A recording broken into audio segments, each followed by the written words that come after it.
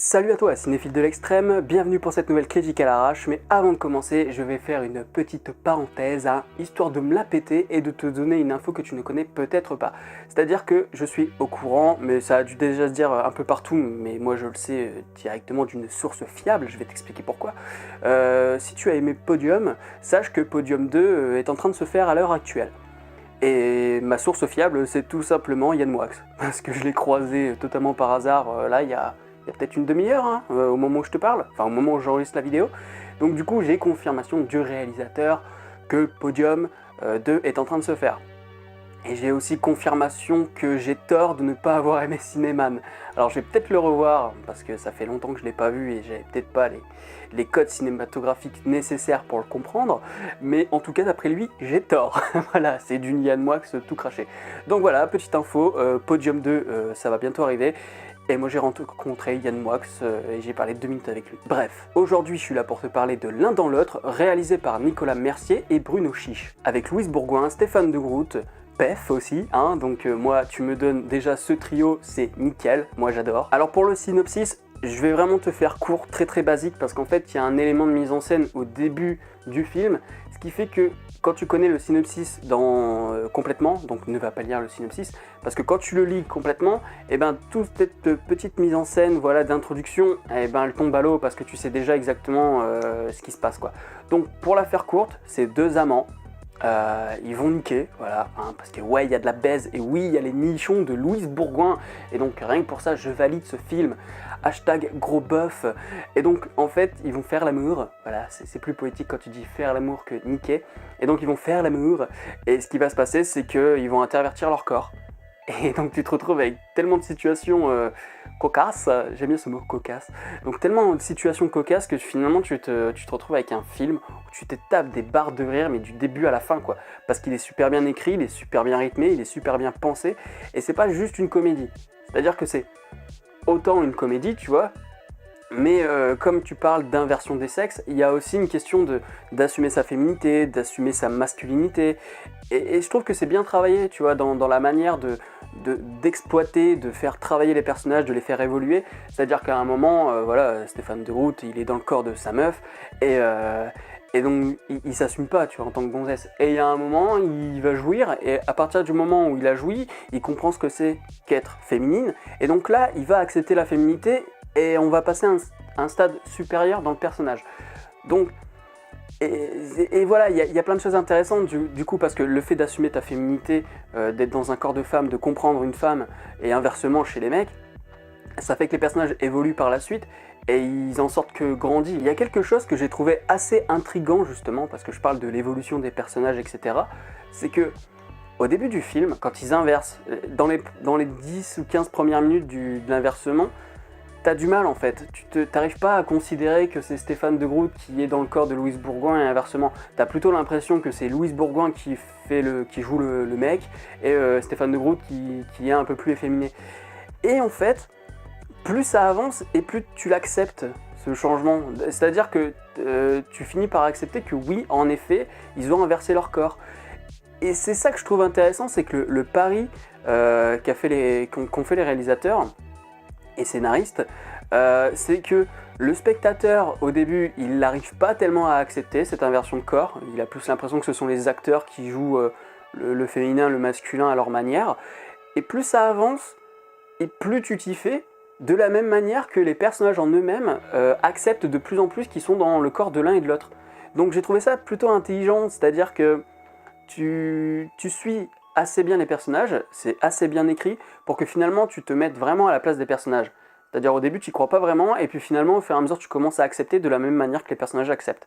Donc voilà, pour toutes les fois où on critique que le cinéma français, que la comédie française c'est de la daube, là pour une fois que c'est intelligent, bon, faut peut-être pas, là faut peut-être pas cracher dessus, sur celui-là quoi. Après il y a des petits trucs de mise en scène qui sont assez intéressants, notamment quand ils échangent leur corps.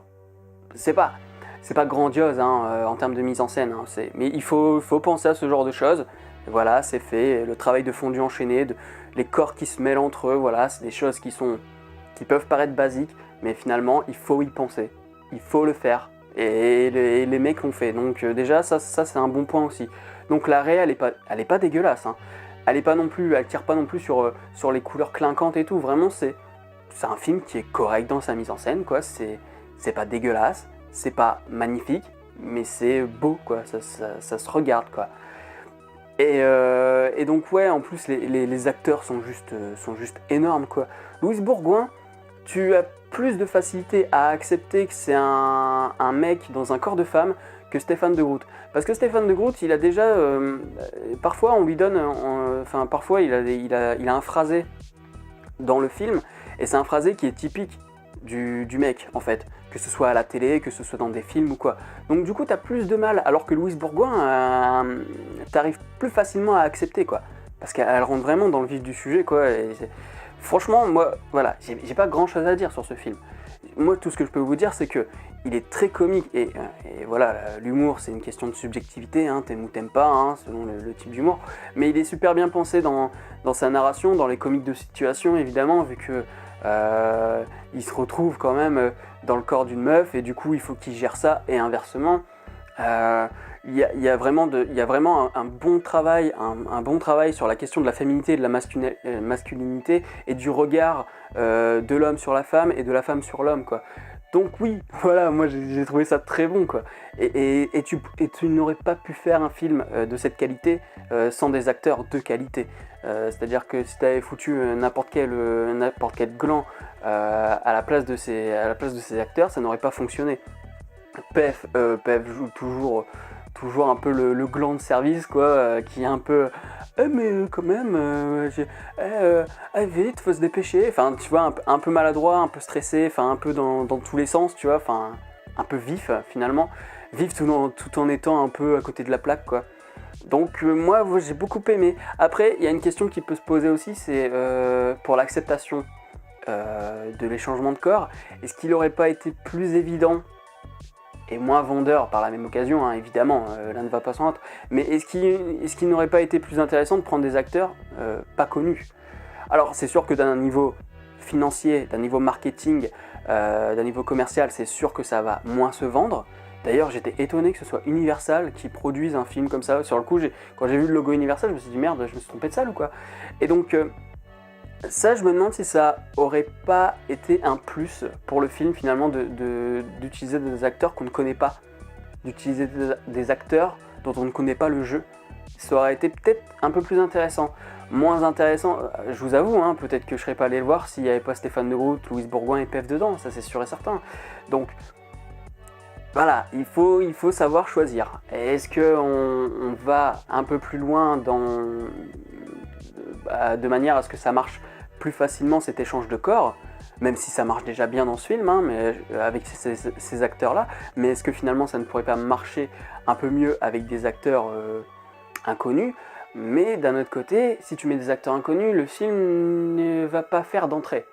Donc voilà, il faut aussi prendre en considération que le cinéma n'est pas qu'un art et que c'est aussi une industrie, et que c'était avant tout une industrie.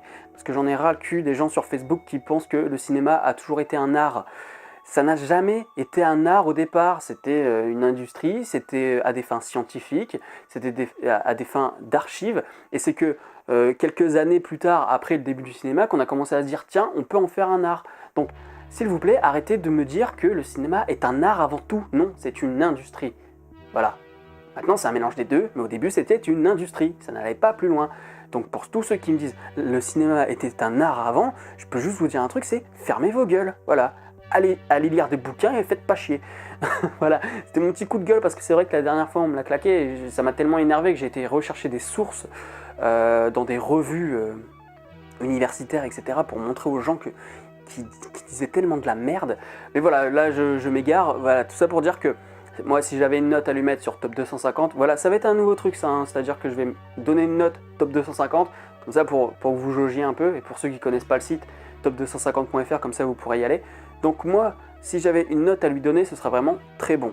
C'est vraiment très bon. Pour moi, il est très bon, il est correct. Je mettrais pas top 250 tout simplement parce que pour moi, ça manque un petit peu de mise en scène. Voilà, ça manque un petit peu de travail sur la réal. Mais dans l'écriture, tu peux rien lui reprocher. Dans les acteurs, tu peux rien leur reprocher. Dans la thématique, tu peux rien reprocher. voilà, moi je me suis amusé, et dans la salle, on s'est tous éclatés, quoi, c'était vraiment génial. Donc moi je peux que vous inviter à aller le voir si vous voulez voir une bonne comédie française. Une bonne comédie française qui a aussi un discours derrière qui est très intéressant, et qui est féministe. Ça fait plaisir aussi de temps en temps. Donc voilà, c'est tout pour moi, hein. Comme d'habitude, hein, si vous avez vu le film, si vous comptez aller le voir, vous me lâchez tout en commentaire, hein, ce que vous avez pensé du film, etc. Vous likez, vous partagez, si vous voulez faire connaître le film, si vous êtes d'accord avec moi, si vous n'êtes pas d'accord avec moi, peu importe, partagez un max. Quant à moi, je vous dis à la prochaine. Salut.